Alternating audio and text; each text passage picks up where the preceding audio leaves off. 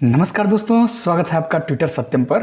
तो आज के इस वीडियो में हम लोग गुप्त वंश के बारे में पढ़ेंगे। गुप्त वंश के सेंटर बिंदु में रहेंगे समुद्रगुप्त और चंद्रगुप्त। ठीक है। गुप्त वंश जो है पेट 2026 की हिस्ट्री का एक इम्पॉर्टेंट चैप्टर है। तो चलिए स्टार्ट करते हैं। स्टार्ट करने से पहले मैं चाहता हूं कि अगर आप इस चैनल पर नए हैं तो चैनल को जरूर सब्सक्राइब करिए, वीडियो को लाइक करिए और अपने दोस्तों के साथ शेयर करिए। ठीक है। तो चलिए स्टार्ट करते हैं। पहले भाग में हम लोग पढ़ेंगे गुप्त वंश का उदय एवं प्रारंभिक शासक। ठीक है दोस्तों, जिसमें हम लोग वन लाइनर 1 से लेकर के वन लाइनर 30 तक पढ़ेंगे। तो पहला वन लाइनर है कि गुप्त वंश के संस्थापक कौन थे। तो गुप्त वंश के संस्थापक वो थे श्रीगुप्त। गुप्त साम्राज्य की स्थापना किस शताब्दी में हुई थी। तो तीसरी शताब्दी के अंत में हुई थी, लगभग 275 ईस्वी से लेकर 240 ईस्वी तक। ठीक है दोस्तों, श्रीगुप्त ने कौन सी उपाधि धारण की थी। तो श्रीगुप्त ने महाराज की उपाधि धारण की थी। और श्रीगुप्त कौन है। तो ये गुप्त वंश का संस्थापक है। श्रीगुप्त के बाद गुप्त वंश का अगला शासक कौन बना। तो वो बना था घटोत्कच। ठीक है दोस्तों, अगर आपको ये वीडियो पसंद आ रहा है, आपको लग रहा है कि यह जो वन लाइनर है वो आपके एग्ज़ाम के पॉइंट ऑफ व्यू से बहुत ही महत्वपूर्ण है, तो वीडियो को ज़रूर लाइक करिए। आपके वीडियो लाइक करने से मेरा मोटिवेशन बढ़ता है, ताकि मैं और भी वीडियोस को अपलोड करूं। और कमेंट में आप लोग ज़रूर बताइए कि वीडियो कैसा है। ठीक है। तो अब आते हैं वन लाइनर 5 की तरफ। वन लाइनर 5 है कि घटोत्कच ने कौन सी उपाधि धारण की थी। तो महाराज की उपाधि धारण की थी। गुप्त वंश का वास्तविक संस्थापक किसे माना जाता है, रियल फाउंडर। तो चंद्रगुप्त मौर्य कुमार, चंद्रगुप्त प्रथम को माना जाता है। चंद्रगुप्त प्रथम गद्दी पर कब बैठा। तो 319 ईसा पूर्व से ईस्वी में, माफ करिएगा, चंद्रगुप्त प्रथम गद्दी पर कब बैठा। तो 319 ईस्वी से 320 ईस्वी में बैठा था। गुप्त संवत की शुरुआत किसने और कब की थी।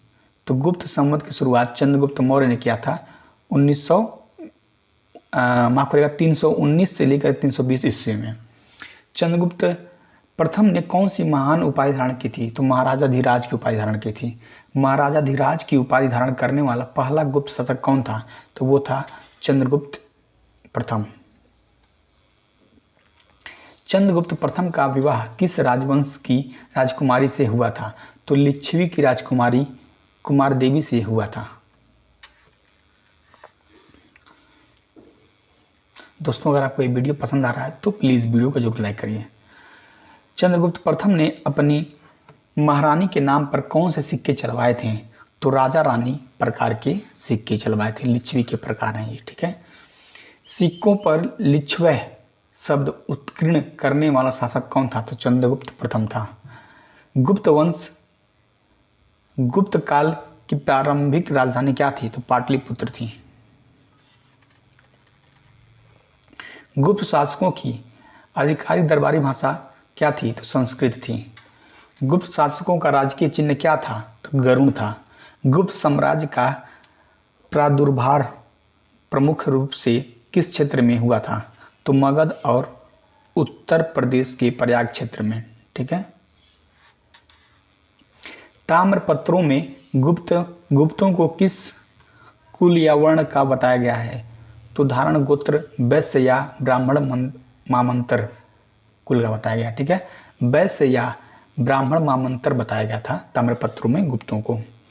पूना ताम्रपत्र अभिलेख का संबंध किससे है। तो यह है प्रभावती गुप्त से। प्रभावती गुप्त किसकी पुत्री थी। तो चंद्रगुप्त द्वितीय यानी विक्रमादित्य। चंद्रगुप्त द्वितीय जो था वो विक्रमादित्य को उपाधि लिया था। तो प्रभावती देवी जो है वो किसकी पुत्र थी। तो यह चंद्रगुप्त द्वितीय की पुत्री थी। चीनी यात्री इत्सिंग के अनुसार श्रीगुप्त ने चीनी यात्रियों के लिए कहाँ मंदिर बनवाया था। तो मृग शिखावन सारनाथ बंगाल के पास जो है, ठीक है, वहाँ पे बनवाया था मृग शिखावन में। चंद्रगुप्त चीनी यात्रियों ने गुप्त राजवंश को किस नाम से पुकारा? तो उन्होंने कहा था ची ली कीतो के नाम से पुकारा था। घटोत्कच का उत्तराधिकारी कौन था? तो चंद्रगुप्त प्रथम था। चंद्रगुप्त प्रथम का शासनकाल कब से कब तक माना जाता है? तो चंद्रगुप्त प्रथम का शासनकाल 319 ईस्वी से 335 ईस्वी तक माना जाता है। गुप्त काल को भारतीय इतिहास का क्या कहा जाता है? तो स्वर्ण युग कहा जाता है, गोल्डन एरा कहा जाता है। ठीक है, भारतीय इतिहास का। गुप्त संवत और शक संवत के बीच कितने वर्षों का अंतर है? तो देखिए 241 वर्षों का अंतर है। ठीक है, शक संवत और गुप्त संवत के बीच में 241 वर्षों का अंतर है। अलबरूनी के अनुसार गुप्त संवत का आरंभिक वर्ष क्या माना जाता है? तो 319 से 320 ईस्वी तक गुप्त संवत का प्रारंभिक वर्ष माना जाता है। गुप्तकालीन साम्राज्य का उदय किस साम्राज्य के अवशेषों पर हुआ था? तो कुषाण साम्राज्य के अवशेषों पर हुआ था। चंद्रगुप्त प्रथम ने अपने जीवन काल में ही किसे अपना उत्तराधिकारी घोषित किया था? तो समुद्रगुप्त को घोषित किया था। लिच्छवी दौहित्री किसे कहा जाता है? मतलब लिच्छवी का नाती किसे कहा जाता है? तो समुद्रगुप्त को कहा जाता है। ठीक है, लिच्छवी दौहित्री के नाम से किसे जाना जाता है? तो समुद्रगुप्त को माना जाता है। दोस्तों, अब हम लोग भाग 2 में सम्राट समुद्रगुप्त के बारे में पढ़ेंगे, जिसे हम लोग क्या कहते हैं, भारत का नेपोलियन कहा जाता है। इसमें हम लोग वन लाइनर 31 से 75 तक पढ़ेंगे। चंद्रगुप्त प्रथम के बाद मगध का सम्राट कौन बना? तो बना था समुद्रगुप्त। समुद्रगुप्त का शासनकाल कब से कब तक है? 335 ईस्वी से लेकर के 375 ईस्वी तक। समुद्रगुप्त को भारत का नेपोलियन किसने कहा था? तो विंसेंट आर्थर स्मिथ ने कहा था। भारत का नेपोलियन किसने कहा था? विंसेंट आर्थर स्मिथ ने कहा था। समुद्रगुप्त की सफलताओं और विजयाभियान की जानकारी का मुख्य स्रोत क्या है? तो प्रयाग प्रशस्ति, प्रयाग स्तंभ के लेख। ठीक है, यही है प्रयाग प्रशस्ति, और इसे ही हम लोग प्रयाग स्तंभ के नाम से भी जानते हैं। तो यह मुख्य जानकारी का मुख्य स्रोत है समुद्रगुप्त के सफलताओं और विजय अभियानों का। प्रयाग प्रशस्ति के रचयिता कौन है? तो प्रयाग प्रशस्ति के जो रचयिता थे वो थे हरिसेन। हरिसेन समुद्रगुप्त के दरबार में किस पद पर थे? तो महादंडनायक, संधि द्विग्रहिक और कुमारामात्य, इन 3 पदों पर वो थे। प्रयाग प्रशस्ति किस भाषा और किस लिपि में लिखी गई है? तो संस्कृत भाषा और ब्राह्मी लिपि में लिखी गई है। प्रयाग प्रशस्ति की लेखन शैली क्या कहलाती है? तो चंपू शैली कहलाती है, जिसे हम गद्य और पद्य का मिश्रण मानते हैं। समुद्रगुप्त ने आर्यव्रत यानी उत्तर भारत के किन राजाओं को पराजित किया था? तो 9 राजाओं को पराजित किया था। दोस्तों, अगर आपको ये वीडियो पसंद आ रहा है तो प्लीज़ वीडियो को जरूर लाइक करिए। ठीक है, उत्तर भारत के राजाओं को पूर्णतः जीतकर साम्राज्य में मिलाने की नीति को क्या कहा गया है? तो मतलब जड़ से उखाड़ फेंकना। ठीक है, प्रसभोधरण कहा गया। ठीक है, प्रसभोधरण कहा गया है उत्तर भारत के राजाओं को पूर्णतः जीतकर साम्राज्य मिलाने की नीति को, मतलब जड़ से उखाड़ फेंकना इसका अर्थ है। समुद्रगुप्त ने दक्षिण भारत के कितने राजाओं को पराजित किया था? तो 12 राजाओं को पराजित किया था, और उत्तर भारत में 9 राजाओं को पराजित किया था।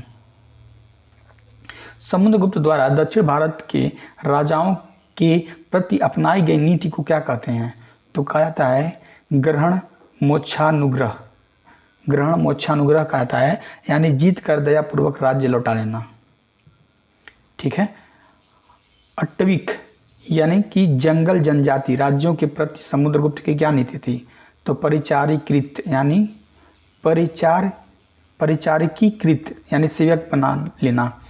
अटवी राज्यों के प्रति समुद्रगुप्त की यह नीति थी। ठीक है, सीमावर्ती प्रत्यय राज्यों द्वारा आत्मसमर्पण करने की नीति को क्या कहा जाता है? तो कहा जाता है सर्व करदान या आज्ञाकरण। ठीक है दोस्तों। विदेशी शक्तियों जैसे शकों कुषाणों के प्रति समुद्रगुप्त की क्या नीति थी? तो आत्मनिवेदन, कन्योपायन और गरुणत्मंदक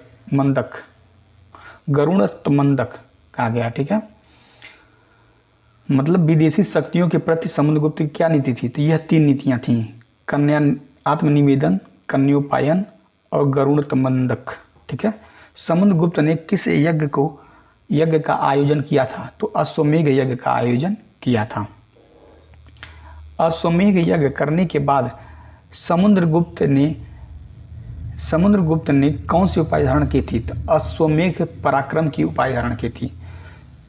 समुद्रगुप्त को उसके सिक्कों पर किस वाद्य यंत्र को बजाते हुए दिखाया गया है? तो बीड़ा बजाते हुए दिखाया गया है। कविराज की उपाधि किस गुप्त शासक ने दी थी? तो समुद्रगुप्त ने धारण की थी। समुद्रगुप्त किस धर्म का अनुयायी था? वैष्णव धर्म का अनुयायी था। समुद्रगुप्त के सिक्के कितने प्रकार के पाए गए हैं? तो 6 प्रकार के सिक्के पाए गए हैं।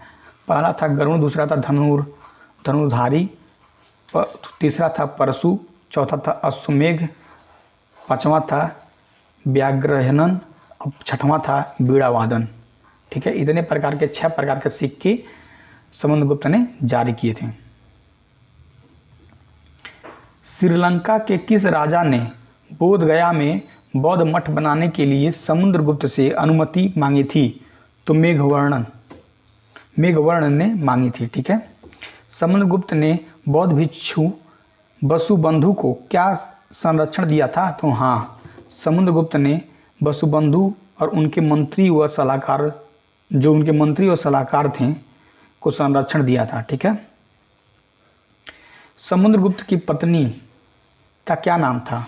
तो दत्त देवी था। समुद्रगुप्त को अभिलेखों में किस नाम से संबोधित किया गया है?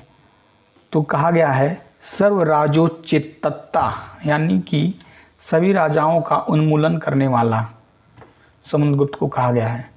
अप्रतिरथ, जिसका कोई प्रतिबंधी न हो, की उपाधि किसने धारण की थी?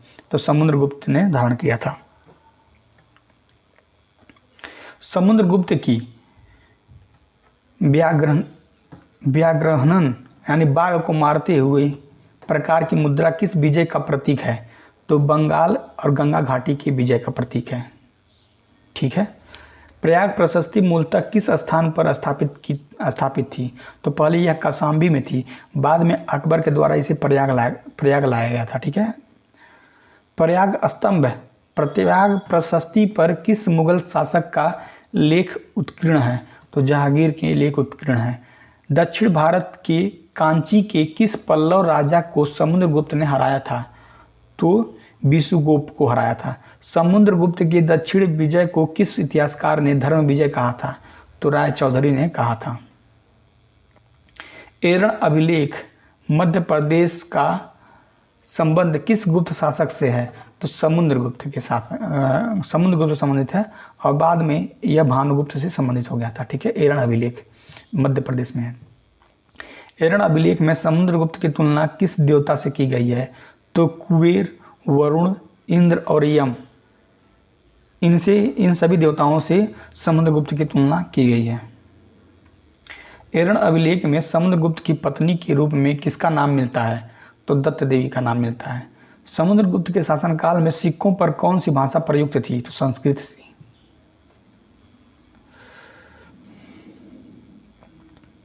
समुद्रगुप्त का मुख्य सेनापति कौन था? तो हरिसेन था। परम भागवत की उपाधि धारण करने वाला पहला गुप्त शासक कौन था? तो वो था समुद्रगुप्त। समुद्रगुप्त का कौन सा सिक्का उसकी संगीतात्मक रुचि को दर्शाता है? तो बीड़ावादन प्रकार का सिक्का। समुद्रगुप्त की मृत्यु के बाद मृत्यु कब हुई? तो लगभग 375 ईस्वी में हुआ था। रामगुप्त कौन था? तो नाटक देवी चंद्रगुप्तम के अनुसार समुद्रगुप्त का बड़ा पुत्र और चंद्रगुप्त द्वितीय का भाई था। ठीक है, कौन? रामगुप्त। रामगुप्त जो है समुद्रगुप्त का बड़ा बेटा था। ठीक है, और चंद्रगुप्त द्वितीय जो था उसका बड़ा भाई था। ठीक है, देवी चंद्रगुप्तम नाटक के लेखक कौन थे? तो विशारद थे। रामगुप्त ने किस शक राजा के डर से अपनी पत्नी ध्रुवदेवी को सौंपने का निर्णय लिया? तो शक राजा के डर से अपनी ही पत्नी ध्रुवदेवी को सौंपने का निर्णय लिया था। रामगुप्त की हत्या करके ध्रुवदेवी से विवाह किसने किया? तो चंद्रगुप्त द्वितीय ने किया था। यह बहुत ही कायर राजा था। ठीक है, तांबे के सिक्के जारी करने वाला पहला गुप्त शासक किसे माना जाता है? तो रामगुप्त को माना जाता है, विदिशा से प्राप्त सिक्कों के आधार पर। कांच नाम से सिक्के किस शासक से संबंधित माने जाते हैं? समुद्रगुप्त। ठीक है, समुद्रगुप्त या उसका प्रतिद्वंदी भाई से संबंधित माना जाता है कांच नामक सिक्का। अब आते हैं हम लोग चंद्रगुप्त द्वितीय की तरफ, जिसने विक्रमादित्य की उपाधि धारण की थी। और यह वन लाइनर जो है 76 से लेके 115 तक हम लोग पढ़ेंगे इसके बारे में। समुद्रगुप्त का उत्तराधिकारी कौन बना जो गुप्त वंश का महानतम शासक सिद्ध हुआ? तो चंद्रगुप्त द्वितीय। चंद्रगुप्त द्वितीय गद्दी पर कब बैठा? तो 380 ईस्वी में बैठा था। 375 से 380 के बीच रामगुप्त जो है अल्पकालिक शासक बना था। ठीक है, अल्पकालिक समय तक शासन किया था। समुद्रगुप्त की मृत्यु 375 ईस्वी में होती है और रामगुप्त जो है अल्पकालिक समय के लिए 375 ईस्वी से लेकर के 380 ईस्वी के बीच में गद्दी पर बैठा था। उसके बाद उसकी हत्या करके चंद्रगुप्त द्वितीय जो है गद्दी पर बैठे। चंद्रगुप्त द्वितीय की सबसे प्रसिद्ध उपाधि क्या थी? तो विक्रमादित्य की उपाधि धारण किया था।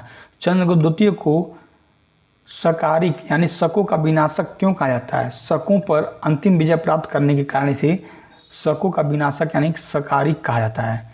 चंद्रगुप्त द्वितीय ने अंतिम शक क्षत्रप किसे पराजित किया था? तो रुद्र सिंह तृतीय को। ठीक है,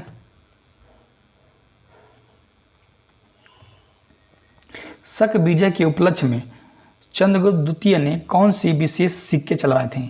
तो चांदी के सिक्के चलवाए थे, जिसे रूपक यानी रूपक कहा गया है।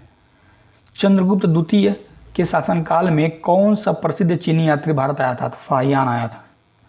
फाहियान भारत में कितने वर्ष तक रहा? तो लगभग 15 वर्ष तक रहा था। 399 ईस्वी से 414 ईस्वी तक था वो भारत में। फाहियान की प्रसिद्ध यात्रा वृतांत पुस्तक का नाम क्या था? तो फोकी था। फाहियान ने गुप्त साम्राज्य के किस नगर को चंडालों का निवास क्षेत्र बताया था? तो मध्य प्रदेश के नगरों का वर्णन करते समय सामाजिक स्थिति दर्शाई थी।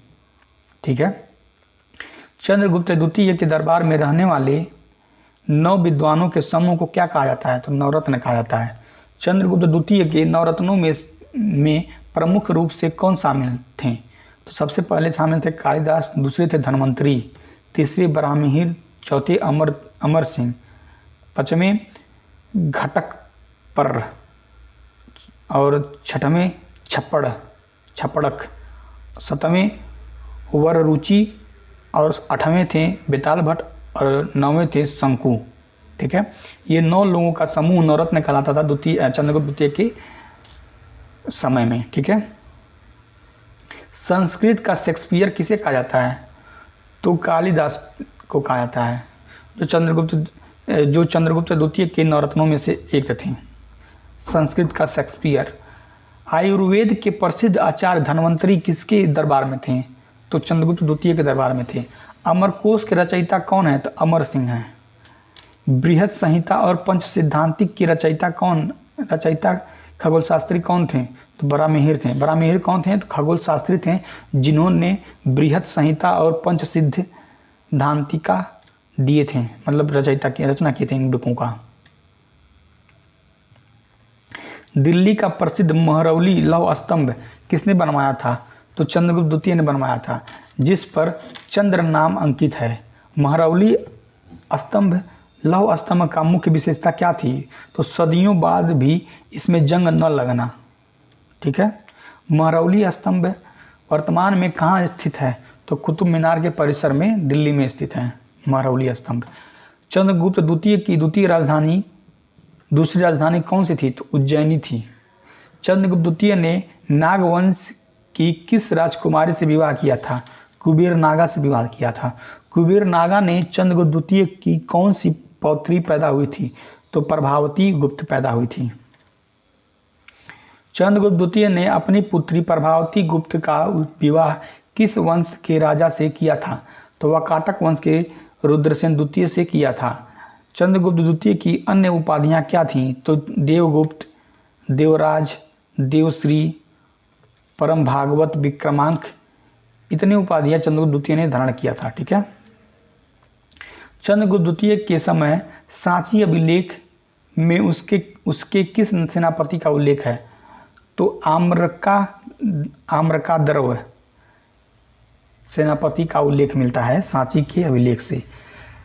चंद्रगुप्त द्वितीय के विदेश मंत्री कौन थे? तो वो थे वीरसेन। ठीक है।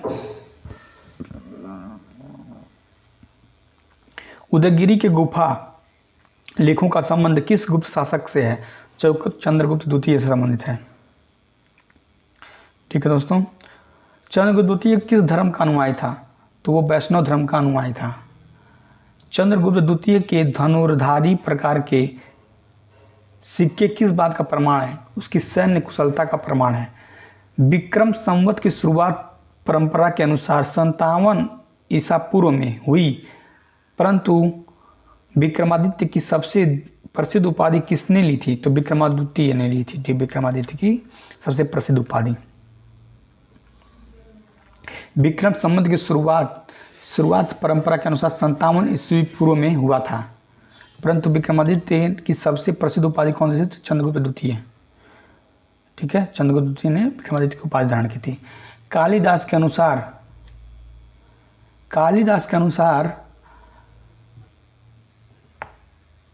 कालिदास द्वारा रचित प्रसिद्ध नाटक कौन सा था? तो अभिज्ञान शकुंतलम था। कालिदास के द्वारा प्रसिद्ध महाकाव्य कौन सा लिखा गया था? तो रघुवंशम, विक्रम कुमार संभवम। मेघदूत और ऋतुसंहार की रचना किसने किया था? तो कालिदास ने किया था। फाहियान ने अपने यात्रा विवरण में किस गुप्त शासक के नाम का प्रत्यक्ष उल्लेख नहीं किया है? तो चंद्रगुप्त द्वितीय का नाम सीधे नहीं लिखा है। चंद्रगुप्त द्वितीय के समय भारत का किस पश्चिमी देश से व्यापार चरम पर था? तो रोमन साम्राज्य से। चंद्रगुप्त द्वितीय के शासनकाल को गुप्त काल का क्या माना जाता है? तो चरम उत्कर्ष काल माना जाता है। चंद्रगुप्त द्वितीय ने उत्तर पश्चिम में किन राजजातियों को पराजित किया था? तो वाहिलिकों, यानी कि हुड़ों और शकों के सहयोगी थे, वाहिलिकों को पराजित किया था। ठीक है। उत्तर पश्चिम में। चंद्रगुप्त द्वितीय के शासनकाल कब समाप्त हुआ? तो 1415 ईस्वी में यह समाप्त हो गया था। सिंह विक्रम उपाधि किस गुप्त शासक ने शकों को हराने के बाद धारण किया था? तो चंद्रगुप्त द्वितीय ने धारण किया था। मथुरा शिलालेख का संबंध किस शासक से है? तो चंद्रगुप्त द्वितीय से संबंधित है। प्रथम गुप्त शिलालेख जिसमें गुप्त संवत का प्रयोग है। ठीक है। अब हम लोग आते हैं कुमारगुप्त प्रथम और हम स्कंदगुप्त की तरफ। कुमारगुप्त प्रथम और स्कंदगुप्त में हम लोग 116 नंबर MCQ से 150 नंबर 150 MCQ मतलब देखेंगे ऑनलाइनर। ठीक है दोस्तों। तो चलिए स्टार्ट करते हैं। चंद्रगुप्त द्वितीय के बाद गुप्त साम्राज्य का शासक कौन बना? तो कुमारगुप्त प्रथम बना था। ठीक है। जिसे हम महेंद्रादित्य के नाम से जाना जाता है। कुमारगुप्त प्रथम का शासनकाल कब से कब तक है?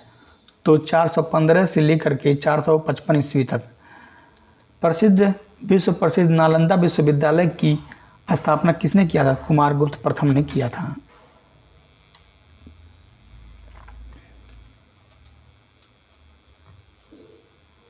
कुमारगुप्त प्रथम ने सबसे प्रसिद्ध उपाधि क्या थी? तो उसने महेंद्रादित्य और शक्रादित्य के उपाधि धारण किया था। गुप्त शासकों में सर्वाधिक अभिलेख 18 अभिलेख किसके प्राप्त हुए हैं? तो कुमारगुप्त प्रथम के प्राप्त हुए हैं। कुमारगुप्त प्रथम के शासनकाल की जानकारी देने वाला मदसौर अभिलेख किसने लिखा था? तो वत्सभट्टी ने लिखा था। मदसौर अभिलेख में किस श्रेणी गिल्ड द्वारा सूर्य मंदिर के निर्माण का उल्लेख है? तो रेशम बुनकरों की श्रेणी। सबसे अधिक प्रकार के सिक्के यानी 14 प्रकार के सिक्के जारी करने वाला गुप्त शासक कौन था? तो कुमारगुप्त प्रथम था। कुमारगुप्त प्रथम के सिक्कों पर किस हिंदू देवता का चित्र मिलता है? तो मिलता है कार्तिकेय, मयूर पर सवार मिलते हैं। ठीक है। कुमारगुप्त प्रथम के शासन की अंतिम दिनों में किस बर्बर जाति ने आक्रमण किया था? तो वो किया था पुष्यमित्र ने, जो हुण था, और हुणों ने किया था। ठीक है। पुष्यमित्र ने किया था और हुणों ने किया था। पुष्यमित्र के विद्रोह को दबाने के लिए कुमारगुप्त ने किसे भेजा था? तो अपने पुत्र बारिश हो रहा है क्या? अपने पुत्र स्कंदगुप्त को भेजा था। ठीक है। कुमारगुप्त प्रथम की मृत्यु कब हुई? तो 455 ईस्वी में हुआ था। कुमारगुप्त प्रथम के बाद गद्दी पर कौन बैठा? तो स्कंदगुप्त बैठा था। स्कंदगुप्त का शासनकाल कब से कब तक रहा? तो 455 ईस्वी से 467 ईस्वी तक रहा। भारत पर हुणों का पहला आक्रमण किसके शासनकाल में हुआ था? तो स्कंदगुप्त के शासनकाल में हुआ था। याद रखिएगा। हुणों को पराजित करके भारत से खदेड़ने वाला गुप्त शासक कौन था? तो स्कंदगुप्त था। स्कंदगुप्त द्वारा हुणों को हराने की जानकारी किस अभिलेख में मिलती है? तो भीतरी स्तंभ अभिलेख गाजीपुर उत्तर प्रदेश से मिलती है। ठीक है दोस्तों। जूनागढ़ अभिलेख गुजरात का संबंध किस गुप्त शासक से है? तो जूनागढ़ अभिलेख गुजरात में मिलता है। यह इसका संबंध स्कंदगुप्त से है। मौर्य काल में बनी सुदर्शन झील का पुनर्निर्माण स्कंदगुप्त के समय किसने करवाया था? सौराष्ट्र के गवर्नर परदणदत्त के पुत्र चक्रपालित ने करवाया था। स्कंदगुप्त ने कौन सी उपाधि धारण की थी? तो स्कंदगुप्त ने भी उपाधि धारण की थी विक्रमादित्य की, देवराय की और सक्रोपम की उपाधि धारण की थी। कोहियम स्तंभलेख गोरखपुर में मिलता है का संबंध किस शासक से है? तो स्कंदगुप्त से संबंधित है। स्कंदगुप्त ने 466 में किस देश में अपना राजदूत भेजा था? तो चीन में अपना राजदूत भेजा था 466 ईस्वी में। चीन के सुंग सम्राट के दरबार में राजदूत भेजने वाला गुप्त शासक कौन था? तो स्कंदगुप्त था। स्कंदगुप्त के समय सोने के सिक्कों में मिलावट क्यों बढ़ गई थी? तो हुण युद्ध के कारण आर्थिक दबाव में। भीतरी गांव द्वारा भीतरी स्तंभ लेख स्थित है, वर्तमान में किस जिले में स्थित है? तो गाजीपुर उत्तर प्रदेश में स्थित है। हुणों का नेता कौन था जिसने स्कंदगुप्त ने पराजित किया था?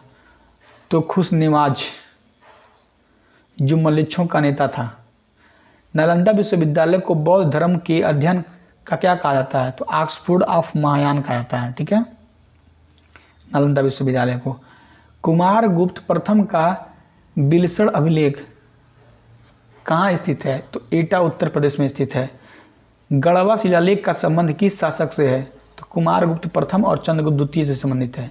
स्कंदगुप्त की मृत्यु के बाद गुप्त साम्राज्य का पतन क्यों तेज हो गया? तो दुर्लभ उत्तराधिकारी और हुणों को निरंतर आक्रमण से यह पराजित हो गया था। ठीक है। मतलब कमजोर पड़ गया। स्कंदगुप्त के बाद अगला शासक कौन बना? तो परुगुप्त, कुमारगुप्त का एक भाई था। ठीक है। परुगुप्त बना था। हुणों का प्रसिद्ध क्रूर शासक कौन था जिसने बाद में उत्तर भारत पर अधिकार कर लिया? तोरमाण और उसका पुत्र मिहिरकुल। हुणों का अटीला किसे कहा जाता है? तो महिरकुल को कहा जाता है। महिरकुल को किस गुप्त राजा ने पराजित किया था? तो मालवा के यशोवर्मन और गुप्त शासक नीर सिंह गुप्त बालादित्य ने पराजित किया था।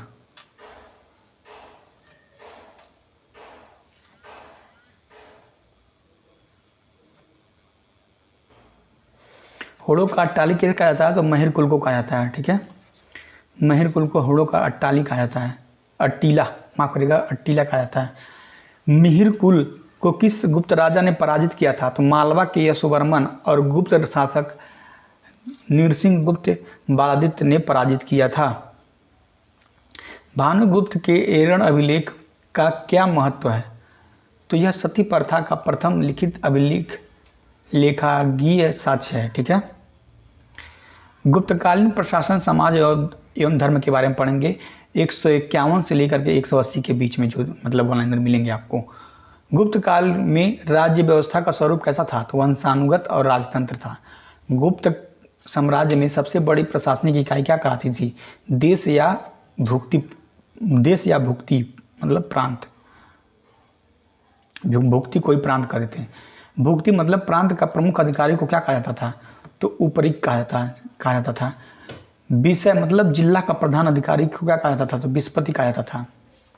प्रशासन की सबसे छोटी इकाई क्या थी? तो ग्राम थी। गांव का प्रमुख मुखिया को क्या कहा जाता था? तो ग्रामिक या महत्तर कहा जाता था। नगर के प्रधान अधिकारी को क्या कहा जाता था? पूर्व या नगरपति कहा जाता था। गुप्त काल में राजा के मुख्य सैन्य अधिकारियों को क्या कहा जाता था? तो महाबलीधिकृत कहा जाता था। युद्ध और शांति के मंत्री को क्या कहते थे? संधि बृहकीय कहा जाता था। ठीक है, बृहक कहा जाता था। तो राजकीय आदेशों को लिखने वाले उच्च अधिकारी को क्या कहते थे? तो कुमारामात्य कहा जाता था। गुप्त काल के मुख्य न्यायाधीश को क्या कहा जाता था? तो महादंड नायक कहा जाता था। गुप्त काल में भू राजस्व की दर को क्या थी? तो उपज का 1/6 से 1/4 भाग लिया जाता था। गुप्त काल में भू राजस्व कर को सामान्यतः क्या कहा जाता था? तो भाग भोग या और कर कहा जाता था। गुप्त काल सोने के सिक्के के अभिलेखों में क्या कहा गया है? गुप्त काल में सोने के सिक्के को अभिलेखों में क्या कहा गया है? तो दिनार कहा गया है। गुप्त काल चांदी के सिक्कों को क्या कहा गया है? तो रूपक कहा गया है। गुप्त काल में सिंचाई के लिए किस यंत्र का प्रयोग किया जाता था? तो रहट और अरहट का प्रयोग किया जाता था। गुप्त समाज की कितने वर्णों में विभाजित था? तो ब्राह्मण, क्षत्रिय, वैश्य और शूद्र 4 वर्णों में विभाजित था। गुप्त काल में किस नए वर्ग जाति का उदय हुआ? तो वो हुआ था कायस्थ यानी लिपिक वर्ग। कायस्थों का सर्वप्रथम उल्लेख किस स्मृति में मिलता है? तो यज्ञवल्लक स्मृति में मिलता है। जाति के रूप में कास्यों का प्रथम वर्णन किस स्मृति में मिलता है? तो मिलता है वह ओशन स्मृति में, ओशनस स्मृति में। गुप्त शासक का मुख्य रूप से किस धर्म के अनुयायी था? तो वो वैष्णव धर्म यानी सनातन धर्म के अनुयायी थे। गुप्त काल में मंदिर निर्माण कला का जन्म हुआ। सबसे पहला स्वतंत्र मंदिर कौन सा माना जाता है? तो देवगढ़ का दशावतार मंदिर माना जाता है। देवगढ़ का दशावतार मंदिर किस जिले में स्थित है? तो ललितपुर जिले में उत्तर प्रदेश में स्थित है। दशावतार मंदिर किस शैली में निर्मित है? तो पंचायतन शैली यानी शिखरयुक्त पहला मंदिर। भीतरगांव का प्रसिद्ध गुप्तकालीन मंदिर किस सामग्री से बना हुआ? तो पक्की ईंट से बना हुआ है। यह कहाँ पे है? तो कानपुर उत्तर प्रदेश में है। सिरपुर का लक्ष्मण मंदिर छत्तीसगढ़ किससे बना है? तो ईंटों से बना है। अजंता की गुफाओं में कौन सी गुफाएं गुप्तकालीन हैं? तो 16, 17 और 19 जो गुफाएं हैं वो गुप्तकालीन हैं। ठीक है, अजंता की किस गुफा को चित्रशाला कहा गया है? तो कहा गया वह गुप्त गुफा संख्या 17 को। मड़ासन राजकुमारी का प्रसिद्ध भित्ति चित्र अजंता किस गुफा में स्थित है? भित्ति चित्र अजंता की किस गुफा में स्थित है? गुफा संख्या 16 में स्थित है। धार यानी कि मध्य प्रदेश में स्थित बाघ की गुफाएं किस काल से की हैं? तो गुप्त काल यानी बौद्ध धर्म से संबंधित हैं ये। ठीक है दोस्तों, अब आते हैं साहित्य विज्ञान एवं पतन। शून्य और दशमलव प्रणाली का आविष्कार किस काल में हुआ? तो गुप्त काल में आर्यभट्ट द्वारा किया गया था। सूर्य सिद्धांत और आर्यभट्टीय पुस्तकों के रचयिता कौन है? तो आर्यभट्ट हैं। आर्यभट्ट कहाँ के निवासी थे? पाटलिपुत्र खगोल शास्त्री थे। यह सर्वप्रथम किसने बताया कि पृथ्वी गोल है और अपनी धुरी पर घूम रही है? तो आर्यभट्ट ने बताया था। हस्त्यायुर्वेद हाथियों की चिकित्सा ग्रंथ के लेखक कौन थे? पालकाप्य थे। नागार्जुन किस क्षेत्र के महान विद्वान थे? रसायन शास्त्र और धातु विज्ञान के। ठीक है, नागार्जुन।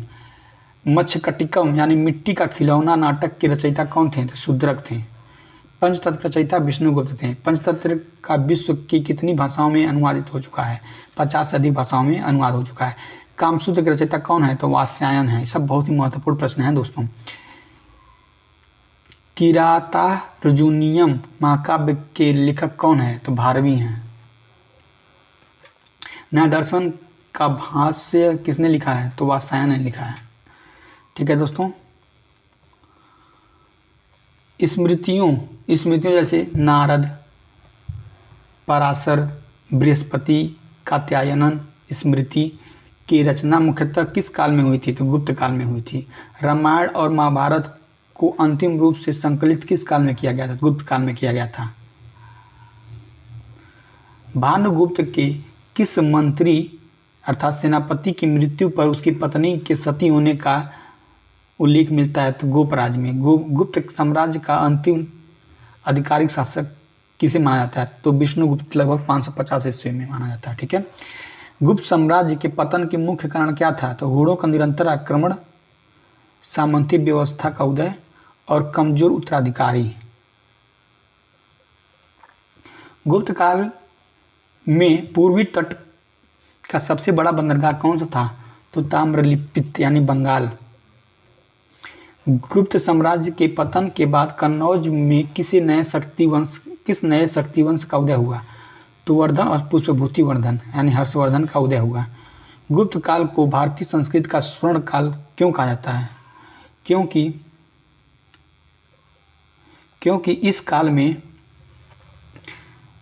गुप्त काल में ही साहित्य, कला, विज्ञान, स्थापत्य और धार्मिक सहिष्णुता और अभूतपूर्व विकास के कारण मतलब गुप्त काल को भारतीय संस्कृति का स्वर्ण काल कहा जाता है। ठीक है दोस्तों। तो यहीं पे मेरे 200 वन लाइनर प्रश्नों का ये सीरीज गुप्त वंश का खत्म होता है। ठीक है, ये वीडियो खत्म होता है। अगर आप दोस्तों इस चैनल पर नए हैं, देखिए मैं चैनल लाइक करने के लिए ज़्यादा बोलता नहीं हूँ। अगर आप इस चैनल पर नए हैं, अगर आपको वीडियो पसंद आ रहा है तो प्लीज़ इस वीडियो को लाइक करिए। चैनल पर नए हैं तो चैनल को जरूर सब्सक्राइब करिए। ठीक है, मिलते हैं नेक्स्ट वीडियो में।